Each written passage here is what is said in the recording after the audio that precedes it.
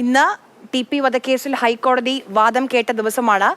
നാളേക്ക് വിധി പ്രസ്താവം നാളത്തേക്ക് മാറ്റിവെച്ചു. നാളെ നല്ല വിധി പ്രതീക്ഷിക്കുന്നതായി കെ രമ MLA.